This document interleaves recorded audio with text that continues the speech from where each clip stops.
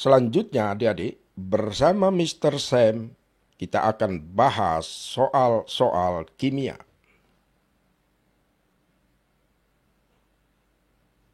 Nah, untuk kimia, petunjuk A dipergunakan dalam menjawab soal nomor 46 sampai ke nomor 55. Soal nomor 46.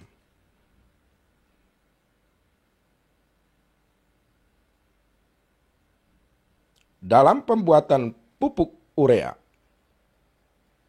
direaksikan NH3 sebagai amoniak dan karbon dioksida atau CO2 menurut reaksi.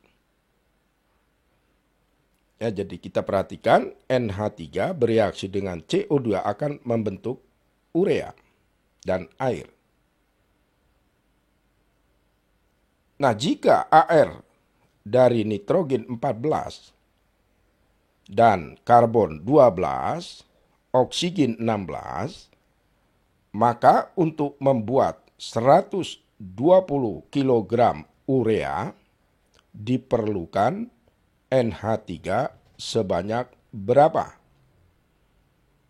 Apa 12 kg atau 24, 54, 68 atau 75 kg?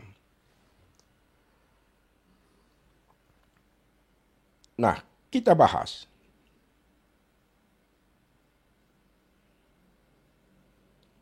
Reaksinya antara NH3 dan CO2 menghasilkan CONH2 dua kali sebagai urea. Kemudian, urea yang akan dihasilkan 120 kg. Nah, pertanyaan tadi, berapa NH3 yang diperlukan untuk membuat urea sebanyak 120 kg. Nah, di dalam menghitungnya persamaan reaksi ini, maka banyaknya zat atau jumlah zat kita perhitungkan dalam satuan mol. Jadi 120 kg ini kita rubah jadi mol dengan membagi mR dari urea. mR urea adalah 60. Jadi di sini 120 dibagi 60 adalah 2. Nah, karena di sini satuannya kilogram, maka kita dapatkan harganya adalah 2 kilomol. Ya, jadi kilogram dibagi mR adalah kilomol. Kalau diagram hasilnya mol.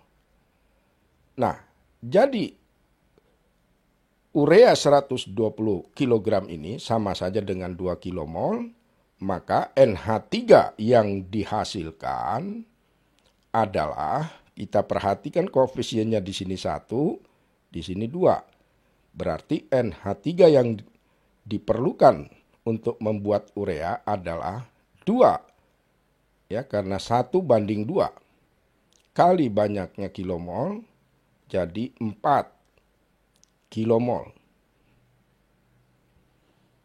Maka di sini massa dari NH3 yang diperlukan untuk membuat 120 kg urea adalah molnya, yaitu 4 dikalikan dengan 17 sebagai mR dari NH3. Hasilnya adalah 68 kilogram. Jadi massa NH3 yang diperlukan adalah 68 kilogram. Maka jawabannya adalah D. Selanjutnya kita bahas soal nomor 47. 20 ml asam sulfat dititrasi dengan larutan natrium hidroksida 0,1 molar, bila ternyata diperlukan 30 ml larutan natrium hidroksida, maka kemolaran larutan asam sulfat tersebut adalah 0,2 molar atau 0,3, 0,1, 0,15 atau 0,075 molar. Nah, di dalam soal ini adik-adik bahwa asam sulfat itu adalah suatu asam yang kuat. Sedangkan natrium hidroksida adalah suatu basa yang kuat. Nah, jadi di dalam titrasi ini mereaksikan antara asam dan basa. Nah, perumusan untuk titrasi adalah volume asam dikalikan dengan molaritas dari asam dan dikalikan dengan valensi asam akan sama dengan volume basa dikalikan dengan molaritas basa dan valensi basa. Nah, volume asam adalah 20. Ya, jadi asam sulfat volumenya 20. Molaritas asam yang akan kita cari atau kita akan tentukan. 2 adalah valensi dari asam. Karena tahu bahwa H2SO4 sebagai asam sulfat adalah asam bervalensi 2. Kemudian volume basa 30. Ya, jadi volume natrium hidroksida 30 yang diperlukan, molaritasnya adalah 0,1 dan 1 adalah valensi basa. Karena NaOH adalah basa bervalensi 1, OH-nya ada 1. Nah, jadi di dalam persamaan ini kita akan menentukan harga Ma atau molaritas asam.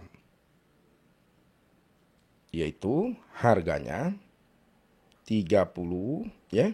Kita kalikan 0,1 kali 1, kemudian kita bagi dengan 20 dan kali 2. Jadi di sini hasilnya 3 dibagi dengan 40 atau sama dengan 0,075. Ya, jadi molaritas dari asam sulfat tersebut adalah 0,075 molar. Jadi jawabannya adalah E.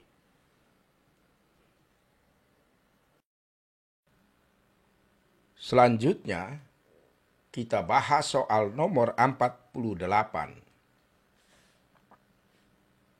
Campuran yang terdiri atas 10 ml 0,1 molar asam asetat dan 5 ml 0,1 molar natrium hidroksida mempunyai pH yang lebih kecil daripada pKa atau lebih besar dari 7 sama dengan pKa, lebih besar dari pKa atau sama dengan 7.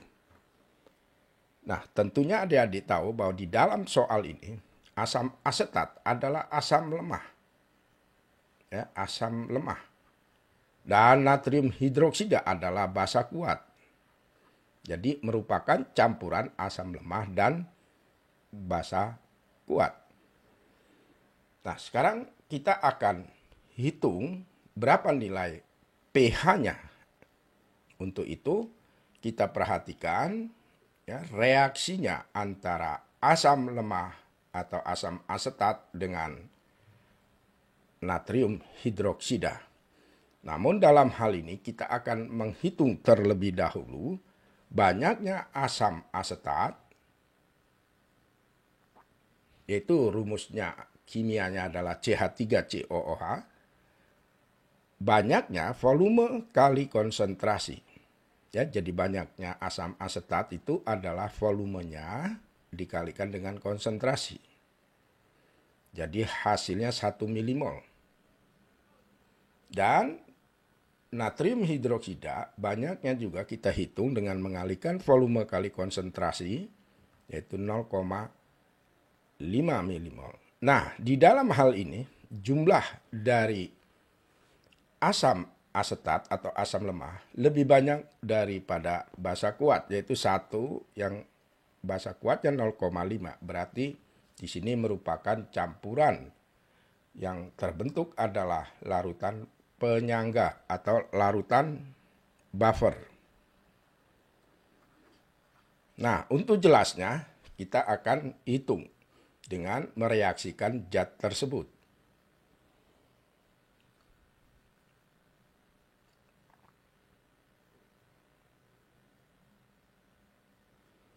Jadi reaksi antara asam dan basa akan menghasilkan suatu garam, ya, natrium asetat dan air. Nah, tentu akan kita hitung berapa jumlah zat mula-mula, kemudian yang bereaksi berapa dan sisanya berapa.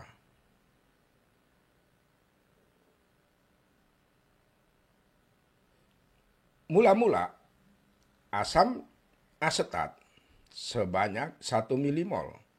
Dan natrium hidroksidanya 0,5 milimol. Sedangkan garamnya natrium asetat belum terbentuk mula-mulanya. Kemudian yang bereaksi kita perhatikan, banyaknya yang bereaksi, di sini natrium hidroksida jumlahnya 0,5, sedangkan asam asetat 1, jadi natrium hidroksida lebih sedikit jumlahnya daripada asam asetat. Sehingga natrium hidroksidanya bereaksi semua, yaitu sebanyak 0,5 milimol, dan asam asetat juga tentunya yang bereaksi 0,5 milimol, karena di sini koefisiennya sama atau 1 dengan 1. Dan tentunya garam juga yang terbentuk 0,5 milimol, karena koefisiennya 1. Kemudian kita perhatikan, asam asetat mula-mula 1 yang bereaksi 0,5 berarti sisanya 0,5.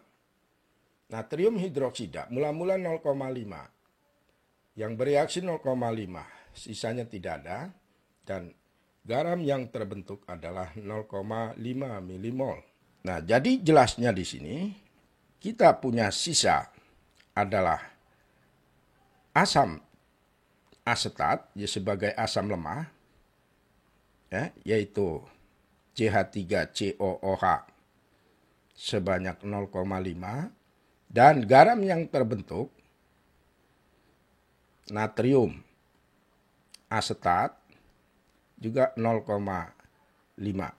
Dalam hal ini campuran larutan asam lemah dan garamnya maka merupakan campuran buffer.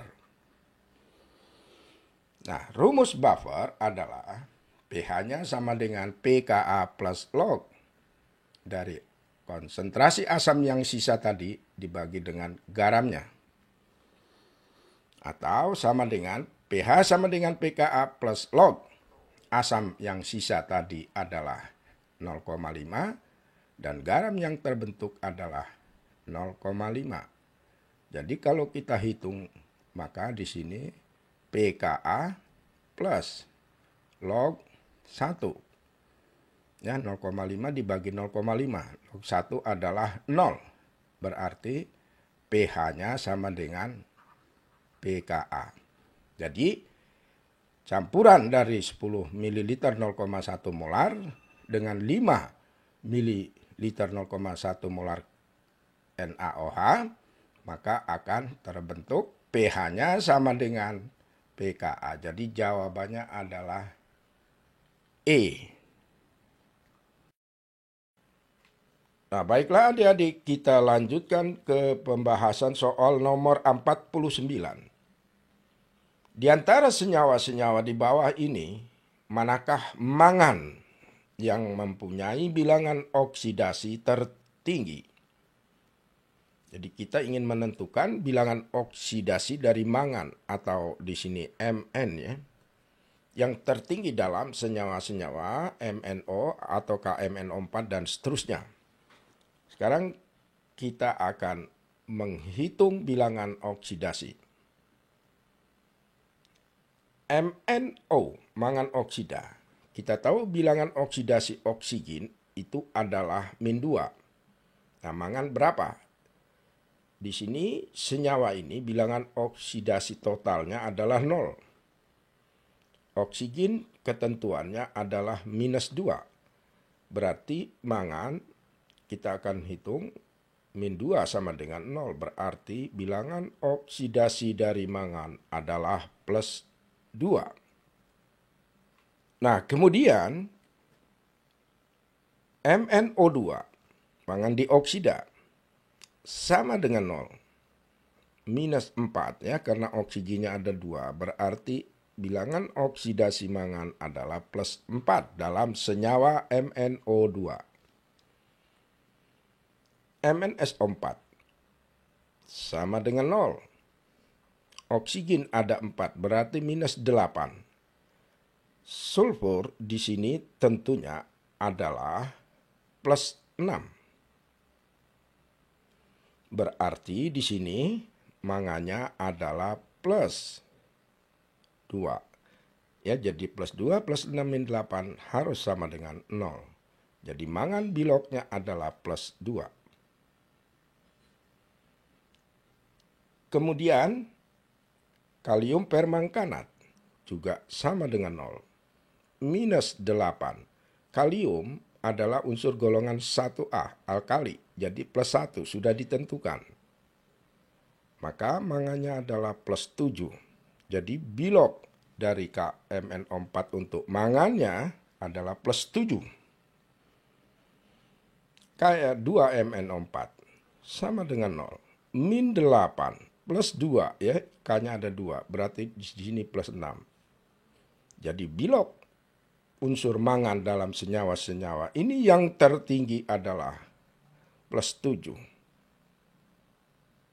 Ya, yaitu pada senyawa KMnO4 atau kalium permangkanat. Jadi jawabannya adalah D.